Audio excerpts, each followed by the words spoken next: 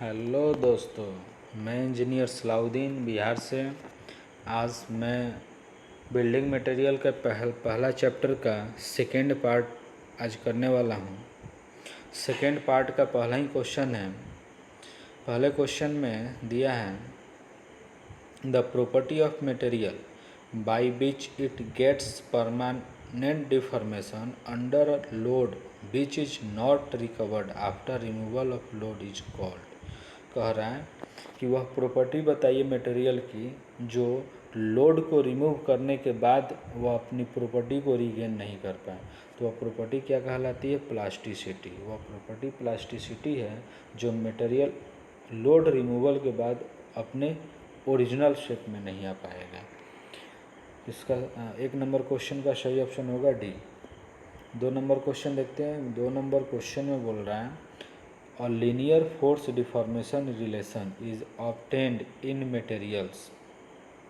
Linear force deformation relation किस कारण से मिलता है मटेरियल में? तो पहला बोल रहा है having elastic stress strain property. 2 number देखते हैं option having plastic stress strain property following Hooke's law. यानी लीनियर फोर्स डिफॉर्मेशन रिलेशन हमें कहाँ मिलता है? तो जब मटेरियल हुक्स लॉ को फॉलो करता है तब हमें लीनियर फोर्स डिफॉर्मेशन रिलेशन मिलता है। 2 नंबर क्वेश्चन का सही ऑप्शन होगा सी। अगला क्वेश्चन देखते हैं। 3 नंबर क्वेश्चन में बोल रहा है the property of a material by which it can be beaten और rolled into plates is called. यानी कोई मटेरियल जब उसको हैमर किया जाएगा तो वह क्या होगा? वह प्लेट में कन्वर्ट हो जाएगा। तो उस प्रॉपर्टी को हम लोग बोलते हैं मेलिएबिलिटी। डक्टिलिटी कब बोलेंगे? जब उसमें लार्ज डिफॉर्मेशन आएगा या उसको खींच करके तार बनाया जा सके तो उसको क्या बोला जाएगा? डक्टिलिटी। मेलिएबिलिटी भी क्या होता है? डक्टिलिटी ही है, लेकिन वह डक्टिलिटी का एक अलग पार्ट हो गया। तो अगर उसको हम लोग पीट करके प्लेट के फॉर्म में शेप दे पाएँ तो उसको हम लोग मेलिएबिलिटी बोलते हैं। तो 3 नंबर क्वेश्चन का सही ऑप्शन होगा ए। अगला क्वेश्चन देखते हैं। 4 नंबर क्वेश्चन में कह रहा है Poisson's ratio is defined as the ratio. Poisson's ratio क्या होता है? पॉइजन्स रेशियो को हम लोग म्यू से दिखाते हैं और पॉइजन्स रेशियो होता है minus lateral strain divided by longitudinal strain या लीनियर स्ट्रेन। तो पहले ही ऑप्शन में कह रहा है lateral strain to linear strain. यह क्या होता है? रेशियो होता है। लेटरल स्ट्रेन और लीनियर स्ट्रेन का रेशियो होता है क्या? Poisson's ratio. अगला क्वेश्चन देखते हैं। Total number of elastic constant of an isotropic materials are. Total number of elastic constant कितना होता है? Total number of elastic constant isotropic material के लिए होता है 2। आइसोट्रॉपिक मटेरियल के लिए कितना होता है? 2।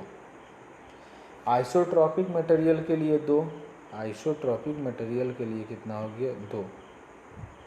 और आपका हो जाएगा ऑर्थोट्रॉपिक मटेरियल के लिए आपका हो जाता है 9 और एनिसोट्रॉपिक मटेरियल के लिए आपका हो जाता है 21। इस चीज़ को हम लोग याद रखेंगे तो आसानी से 3 क्वेश्चन यहाँ से सॉल्व हो जाएगा। अगला क्वेश्चन देखते हैं। 6 नंबर क्वेश्चन कह रहा है 6 नंबर क्वेश्चन में कह रहा है creep of material is. Creep क्या है? तो क्रीप हमारा कंटिन्यू डिफॉर्मेशन है विथ टाइम सस्टेन्ड लोड। यह क्रीप जो होता है यह डेड लोड के कारण कंटिन्यू डिफॉर्मेशन होते रहता है। तो यह क्या होता है? कंटिन्यू डिफॉर्मेशन होता है क्रीप। तो 6 नंबर क्वेश्चन का सही ऑप्शन होगा डी। अगला क्वेश्चन देखते हैं। अगले क्वेश्चन में कह रहा है which of the following is relative ductile material. यानी सबसे ज़्यादा डक्टाइल कौन होता है? तो माइल्ड स्टील होता है। 7 नंबर क्वेश्चन का सही ऑप्शन होगा सी। 8 नंबर क्वेश्चन देखते हैं। 8 नंबर क्वेश्चन में कह रहा है in Brinell hardness test the type of inductor use. Brinell hardness test में क्या यूज करते हैं, तो माइल्ड स्टील यूज करते हैं। अगला क्वेश्चन देखते हैं।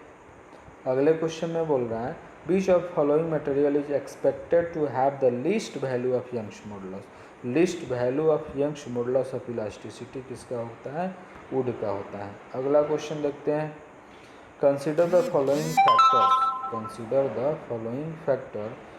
अगला क्वेश्चन कह रहा है large number of loading cycle, large variation in stresses, large stress concentration, यानी इन तीनों के कारण फटीग फेलियर होता है। इन तीनों के कारण फटीग फेलियर होता है, यानी हमारा सही ऑप्शन हो जाएगा ए, बी और सी, यानी इसका डी ऑप्शन नंबर सही होगा। अगला क्वेश्चन देखते हैं। अगले क्वेश्चन में बोल रहा है the ratio of Young's modulus to modulus of rigidity for a material having Poisson's ratio 0.2 is. तो इसको सॉल्व करना पड़ेगा। इसको सॉल्व करेंगे तो हमारा ऑप्शन आएगा 2.4।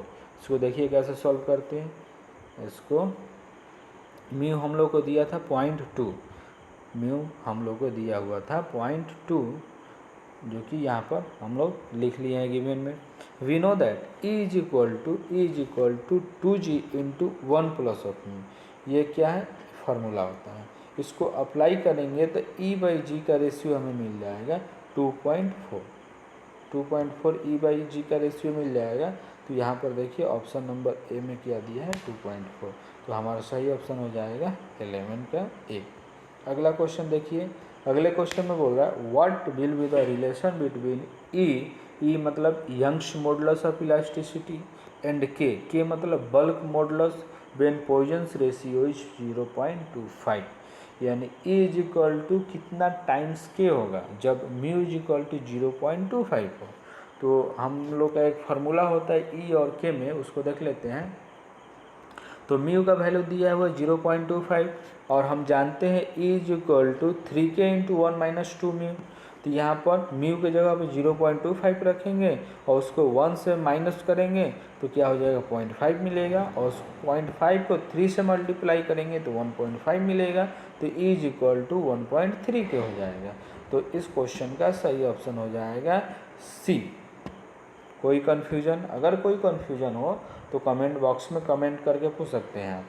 अगला क्वेश्चन देखिए। कह रहा the strain energy stored in a body due to external loading within the elastic limit is known as. Elastic limit या अप टू इलास्टिक लिमिट या प्रोपोर्शनल लिमिट के अंदर जो भी स्ट्रेन एनर्जी स्टोर होता है तो उसको हम लोग रेजिलियंस बोलते हैं। अगर प्रोपोर्शनल लिमिट के अंदर एनर्जी स्टोर है, स्ट्रेन एनर्जी स्टोर है, तो उसको रेजिलियंस बोलेंगे। अप टू इलास्टिक लिमिट तक स्टोर है तो उसको प्रूफ रेजिलियंस बोलेंगे।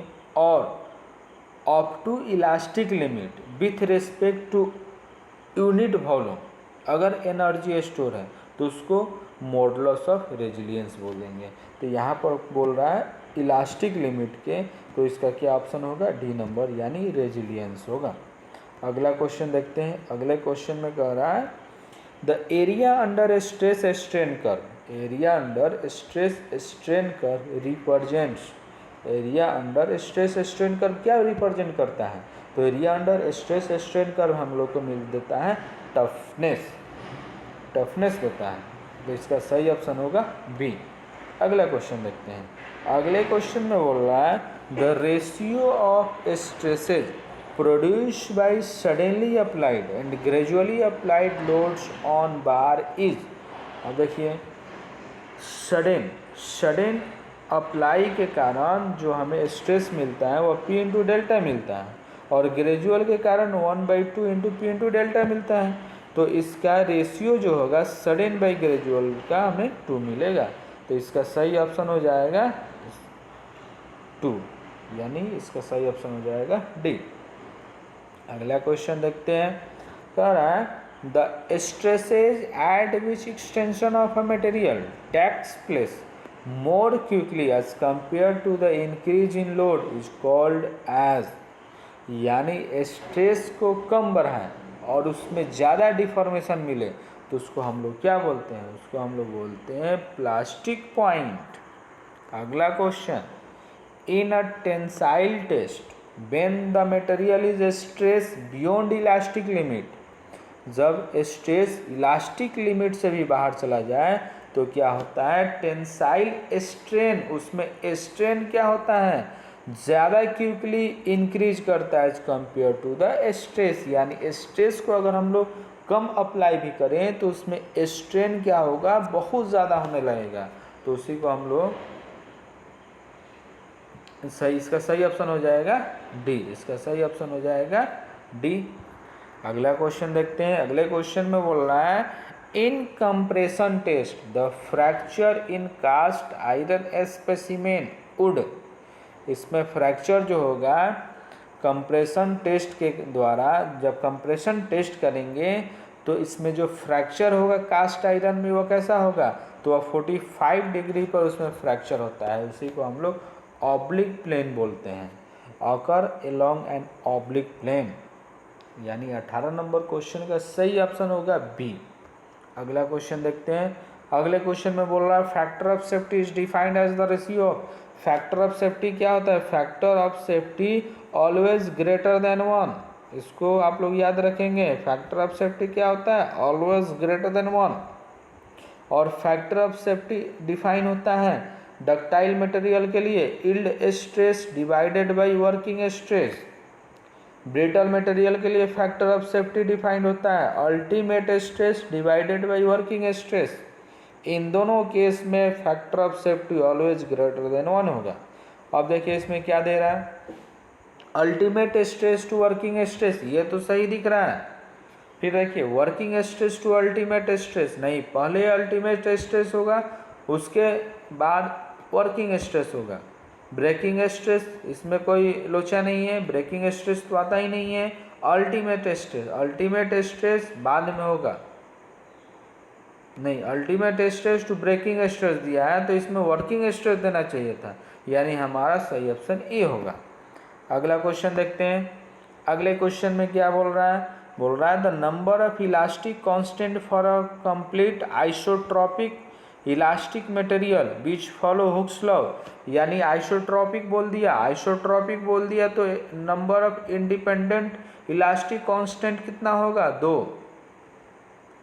यानी इसका 2 होगा, लेकिन किसी भी ऑप्शन में 2 नहीं दिया है तो क्या करेंगे, छोड़ देंगे, यानी ये ऑप्शन ही गलत है। ठीक है, नहीं छोड़ेंगे, फिर भी 3 इसमें टिक लगा देंगे। ठीक है, लेकिन इसका सही ऑप्शन होगा 2। अब पिछले क्वेश्चन में मैंने आप लोगों को बताया था आइसोट्रॉपिक के लिए 2, ऑर्थोट्रॉपिक के लिए कितना 9 और एनिसोट्रॉपिक के लिए 21। ठीक है, तो उसको याद रखेंगे। अगले क्वेश्चन में कह रहा था strain energy of a beam is, strain energy of beam क्या है, independent of shear in the beam, independent of bending moment in the beam, same as potential energy. क्या है इस, तो स्ट्रेन एनर्जी क्या होता है, स्ट्रेन एनर्जी शियर फोर्स पर भी डिपेंड करता है, बेंडिंग मोमेंट पर भी डिपेंड करता है और इसके पोटेंशियल एनर्जी पर भी डिपेंड करता है। ठीक है, तो ये इंडिपेंडेंट नहीं होता है, इसका सही ऑप्शन हो जाएगा डी, यानी नन ऑफ दीज, इसमें से कोई भी ऑप्शन सही नहीं है। यानी यह इंडिपेंडेंट लिख दिया, अगर वही डिपेंडेंट लिखता तो सही होता, अगर वही डिपेंडेंट लिखता तो सही होता। ठीक है, तो इसका सही ऑप्शन हो जाएगा डी। अगला क्वेश्चन देखते हैं। अगले क्वेश्चन में क्या बोल रहा है, अगले क्वेश्चन में बोल रहा है in a composite system subjected to temperature rise with ends constraint to remains together the component having lower value of coefficient of linear expansion will exercise. अगर जिसका कोफिशिएंट ऑफ एक्सपेंशन कम है तो वह क्या होगा, टेम्परेचर राइज के कारण वह कम एक्सपेंड होगा, कम एक्सपेंड होगा। तो कम एक्सपेंड होने के कारण अगर उसके रिलेशन में अगर कोई ऐसा मटेरियल हो जिसका एक्सपेंशन कोफिशिएंट ज़्यादा हो तो क्या हो जाएगा, जिसका एक्सपेंशन कोफिशिएंट ज़्यादा होगा वह ज़्यादा एक्सपेंड करना चाहेगा, लेकिन जिसका कम है वह क्या होगा, उसको खींचना चाहेगा, उसको कंप्रेस करना चाहेगा। और जिसका ज़्यादा एक्सपेंशन कोफिशिएंट है वह इस मटेरियल को खींचना चाहेगा। तो इसका मतलब वह क्या हो जाता है, तो कंप्रेशन टेंसाइल स्ट्रेस उसमें लगता है, ठीक है, जिसमें का अल्फ़ा कम होगा वो कम फैलेगा, यानी उसको फैलाने के लिए जिसका अल्फ़ा ज़्यादा होगा वो उसको खींचेगा, तो उस पर क्या होगा, टेंसाइल स्ट्रेस लगेगा, यानी 22 का सही ऑप्शन होगा ए। अगला क्वेश्चन देखिए, अगला क्वेश्चन में बोल रहा है the force acting normally on the cross section of bar show in figure given below, यह क्या है, तो यह टेंसाइल फोर्स है, टेंसाइल स्ट्रेस है, ठीक है। तो 23 नंबर क्वेश्चन का सही ऑप्शन होगा बी।